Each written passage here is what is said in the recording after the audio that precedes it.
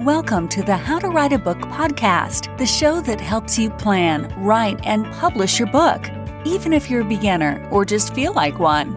Now, for your host, she's written over a dozen books and helps others bring their books to life. Here she is, Massiel. Hi, everyone, and welcome to the How to Write a Book podcast. It is day 5. What's up?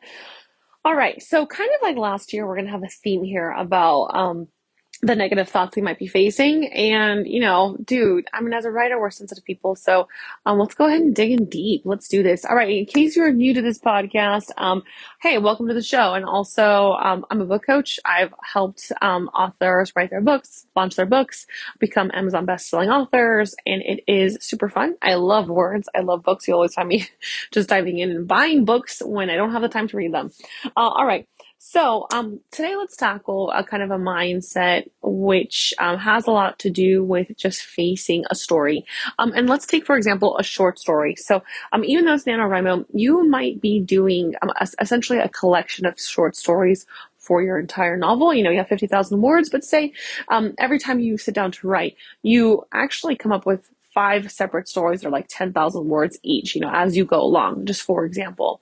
And so when it comes to this idea of changing your format a little bit, you might feel overwhelmed. You might feel like you're not doing something conventional, and that really could go for anything, not just a short story, but maybe you're doing a book of poetry, or maybe you're doing a fiction piece that is very experimental. So really what we're talking about here is how to kind of overcome this idea of discomfort, and to overcome, your feelings of saying, this is not going to be good enough. It's not going to fit the mold. Nobody's going to like it.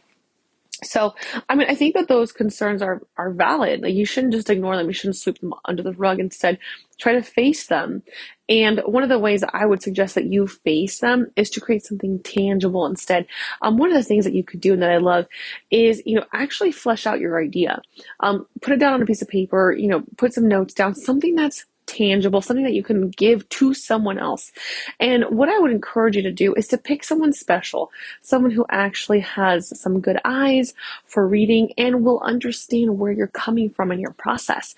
If you're writing a book of poetry, or you're writing a collection of short stories, for example, just something a little bit odd and different, this person should be at a state where they can say, okay, I absolutely see where you're trying to go with this, and I will do my best to understand and analyze and to give you something that's helpful in return, some feedback that can actually help you instead of hinder you.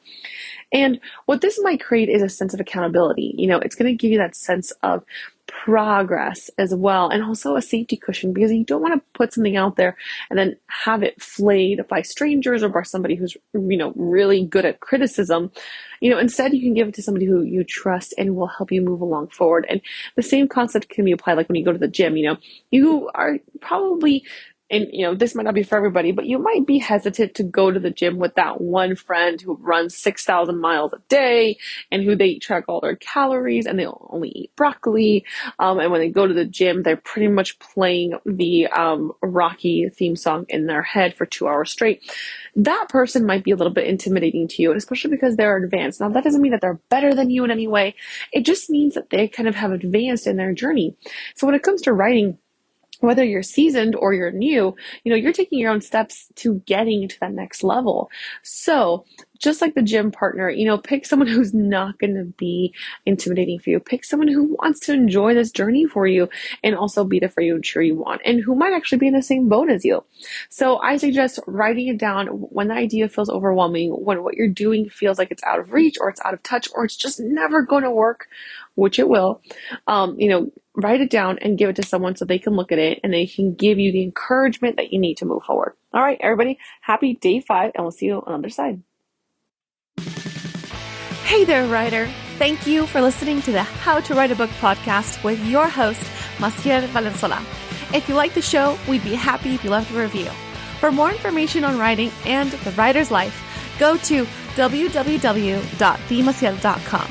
That's www.themassiel.com. We'll see you on the other side.